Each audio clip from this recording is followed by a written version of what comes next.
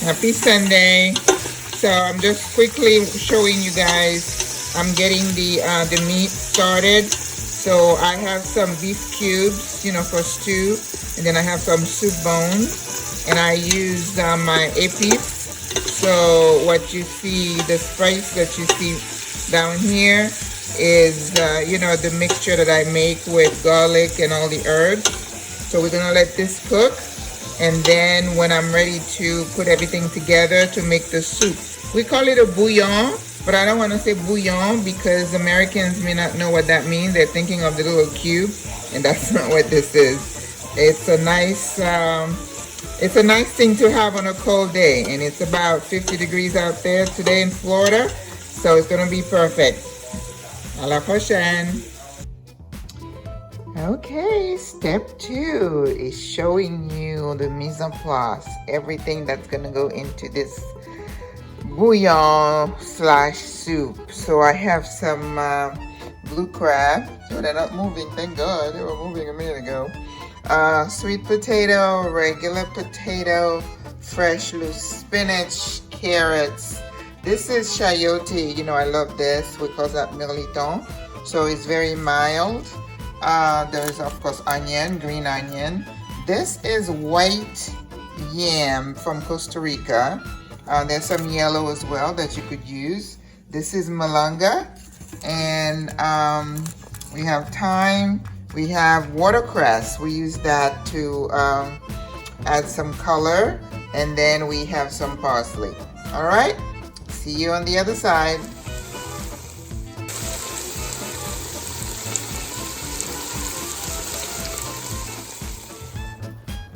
Okay, so added the water, and some of the vegetables that we know will cook a little bit longer. The carrots, the roots, the malanga, and then the yam. So now I'm going to add the rest of the vegetable. In here we have the potatoes, the sweet potatoes. Those don't take a long time to cook. And the choyote. I also had some celery that I have added. Okay. Because remember, when you're making soup, you want to make sure you are keeping enough fluid so that it's a soup. That's what happens with even the soup jumeau. Sometimes people don't think about when to add stuff and how thick the final product is going to be. And then you play around with your heat. You can speed up the cooking process. So I had some green onions, so I'm adding those. So I'm kicking off the heat so it will start cooking fast. And then I'm going to make a bouquet garni with the thyme and then the parsley, right? Remember, you buy these in the store and you just wrap around your bunch. It's a bouquet.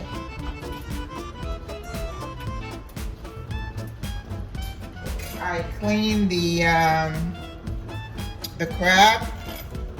It's crazy. I bought 3 crabs and it was like $5. I'm like, oh, that's expensive.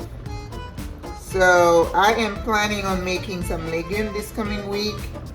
And I was reading on one of the ladies' Facebook page, and it says you can cook green papaya, and you can add that to your legume. So that's what I'm gonna do. Okay, bouquet garni goes in. I already had a green scotch bonnet, so I'm putting another. I took that out because it was starting to kind of fall apart, and because I don't want this to be too hot, even though it's for me. So all my salads, everything that kinda as a root or whatever is in here. Also, what you can add into your soup, we usually add to our soup, is plantain. But I decided, I already have too many of these things that I'm going to eat. It's just a lot of carbs. So I substituted with the chayote. The chayote is very light, so I'm sure the sugar content is much less. Ooh, that looks pretty. All right. So the only thing that's left, how it's getting, it's simmering down, is gonna be my greens and the watercress. I'm gonna put towards the end because it doesn't take a long time to cook. But the wild spinach, I'm going to clean it now, and I'm going to add that a little bit sooner because the loose spinach is a little bit harder than regular spinach, so it might take a little bit longer. But I also had some leftover spinach from when I cooked something else. So again, timing, I have to figure out, you know, I have some spinach right in here. These don't take any time to cook. So I'm gonna just stop, you know, at the end, I'm gonna add that. So let me put, I'm not gonna put the spinach in there yet. Now, when I was growing up, we used to, at this point, add some cloves, but I'm scared of putting cloves in my food because I'm afraid if I bite on it, oh, it's just gonna mess me up. So I'm not using cloves. I put some bay leaves in there. So as I am cooking, I am going to keep tasting because I want to be sure that the taste is on point. When the meat was cooking, I added a little bit of lime juice. Lemons are very expensive these days. They're like $3 for $1, and they have the lime like 10 for $1. Guess what I got? I got lime. I got two sets of 10, so I have lots of limes right now. Okay. So this is going to need a little bit of garlic right now. I can taste it. And I'm adding a little bit of adobo. And I think it's gonna need a little bit of salt.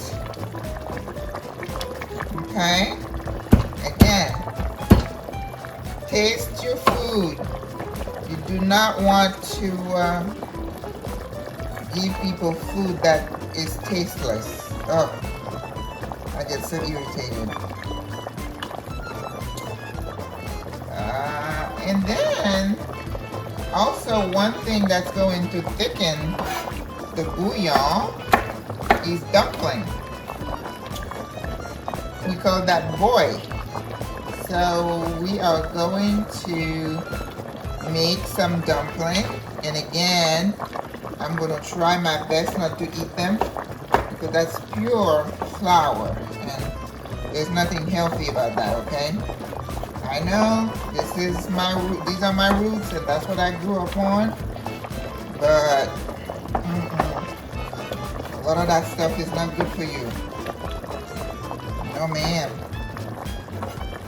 And you know, I've heard people say, oh well, my mom had diabetes, I had my uncle, my aunts, and they both lost a couple of toes or whatever, and they're like, I'm gonna lose some toes, so I don't care. I care to keep my toes, so I am not planning on, you know, having diabetes. Diabetes is one of the worst diseases you can have. It destroys your kidneys, your eyes, your heart, your brain. No ma'am. You are at a high risk for stroke. You don't want that.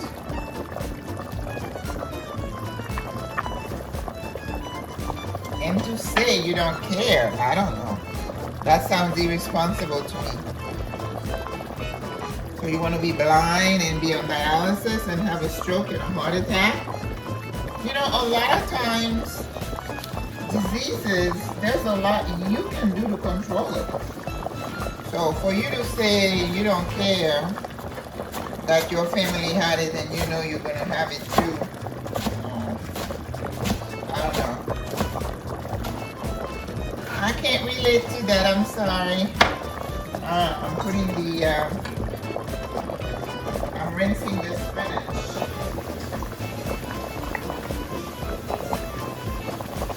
That crab smells warm.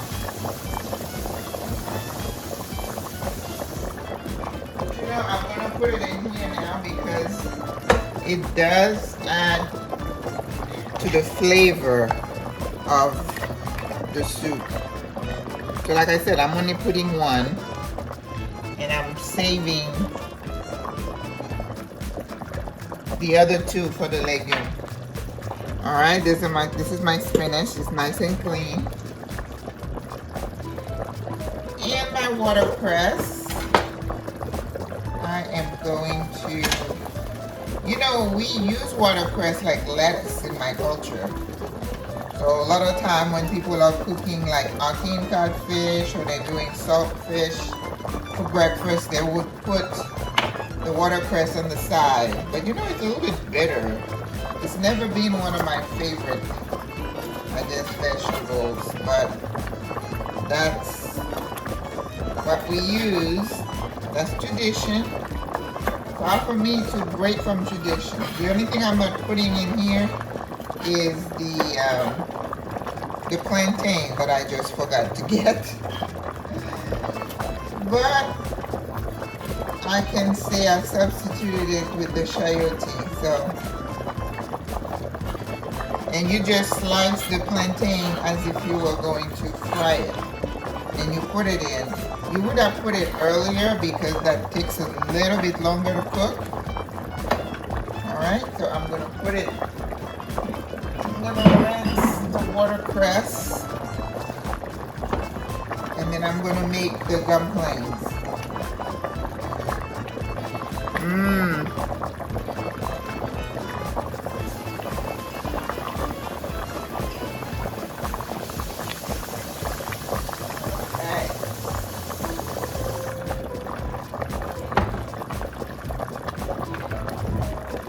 Alright, for the dumpling, maybe I'll move this a little bit. Okay, let me turn this down a bit. For the dumpling in here, oops, I can't move this thing too much. Remember, I don't have a cameraman. Let me see how many minutes I have. Oh, it's 10 minutes. Okay. So this can be more than 15. But I'm going to make sure I add the...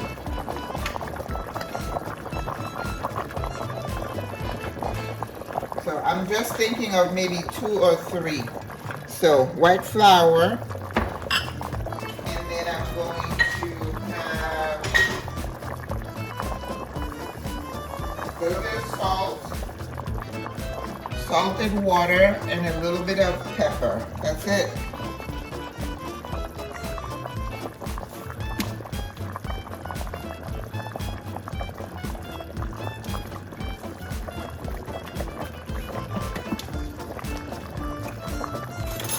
It's a beautiful day out, you guys.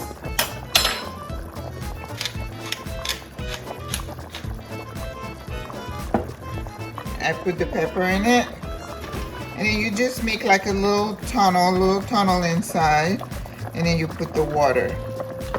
And of course, you're going to be mixing it until you get the right consistency. And then you just form the dumpling. It's very easy.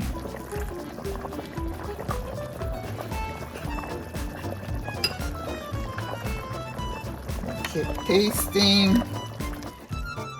See? That is just about enough fluid. So I'm going to turn the heat down because I don't want too much fluid to evaporate. So all my vegetables should be cooked by now. And nothing is going to be mushed. You see? Let's see. It tastes good. Okay. Still working on the dumpling.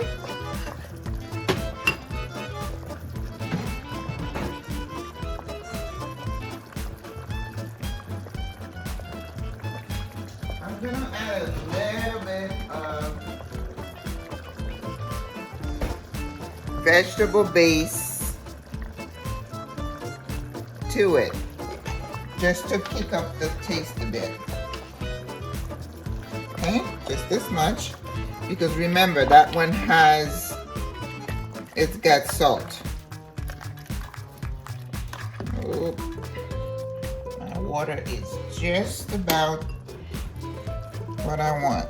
Let's see. Here comes the dumpling.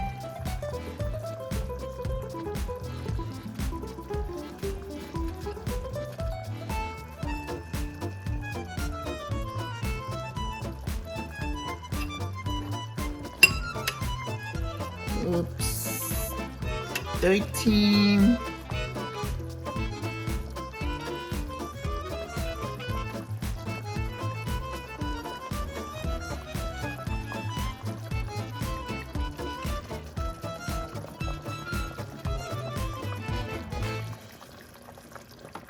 Two dumplings. I think we're just gonna have 4. Then we're gonna add our veggies.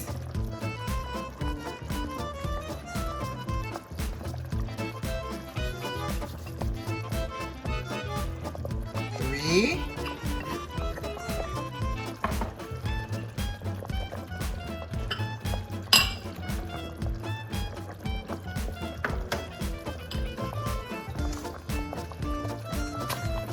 And spinach.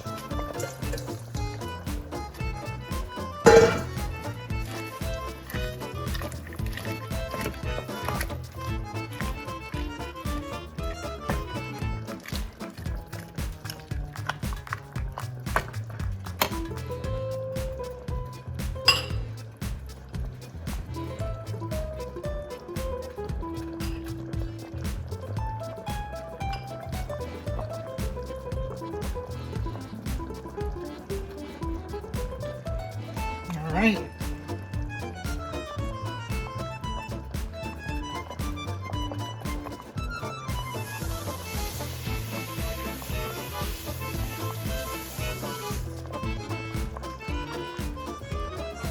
Minutes. So this is what the bouillon looks like so far. So I'm adding the watercress. That doesn't take a long time to cook either. And I had some leftover mushroom, so it's not really the traditional part of the recipe, but I don't like to waste anything if I don't have to, so I'm just gonna add those. Okay, so if you see some mushrooms in there, that's not usually part of the Haitian bouillon. All right, so let's see. I added that in there. Oh, that is so pretty and healthy, right? Look at that. Kind of look like a minestrone without minus the peas. Ooh, boy, soup bone, yum. These are the dumplings, 1 dumpling. So that needs to cook for like good 5 minutes now. And then I'm gonna squeeze a little bit of lime juice. I always say, when you wanna bring up your flavor, add a little acid. We already have some bay leaves in there. We have the bouquet garni. I added extra garlic. Maybe I'll add a little bit more pepper. And then when it's done, I'm going to top it with a little butter. Monte au beurre. You guys know the drill, right? Okay. And this is some leftover spinach that I had. I'm not going to waste it. I'm just gonna throw it in there. It might be a little bit too much spinach, but hey, you can't ever have too much spinach. Like you can't have too much garlic. In my view, those are things that I love. Okay, so I bought a pretty eggplant, and I'm going to maybe, let's see, this is gonna last me maybe 3 days. So midweek, I'm gonna make some legume. You know what I wanted to make also? I wanted to make a traditional Haitian Sunday dinner. Usually we have, we make a soup, pea soup with pigeon peas, and then you have white rice on the side, and then the fowl, the chicken that I cooked last week. And I went to the store today, they didn't have the fowl. So I made the bouillon, and that's going to be perfect because it's still cool outside. Look at that. How pretty is that? You see, this is your soup. You have the right consistency. It's not so thick that you're not gonna have anything to, because if you're gonna have bouillon or soup, you have to have liquid. And you know, let me tell you, for the Haitian soup that we just had for January 1st, oh my God, there was a website where some people were trying to make the soup and they would post it. And some of them had no juice, the soup, it was just macaroni and the meat. Oh my God. They went after that person and some people were upset. They're like, you like to criticize. And then I'm like, okay, it's like me. I started cooking when I was maybe 12. So it takes a long time to perfect something. But with social media nowadays, if you don't know how to cook something, why would you post it? Boy, they just went after that poor girl. Oh my God, it's just perfect. Okay, there's nothing I need to add. It's not too hot. So I'm just gonna add some butter. Wow. And you know what? That took me what? Maybe 45 minutes? You know, you don't have to go out. I told you I went to Panera and I had some chili and I was like, oh my God, the thing is tasteless. I know it would be difficult for somebody to cook for me at this point because I'm a cook. And if it's not good, I'm not gonna tell you it's good. Okay? Look at that. It's so pretty. And I know that's what's the problem for us chefs. You know, we love our cooking. So somebody said to me one time, he said, never trust a skinny chef. Oh boy. And that's why a lot of us are fat, because we like our food. And I remember one of my instructors, you know, I think he was a butcher too. And then he would be cooking and then he'd make all this stuff and he'd be enjoying. He said, oh, I love food. I said, well, chef, you're in the right line of work. Okay, guys, I think this is pretty much done. Have a great day. It's Sunday.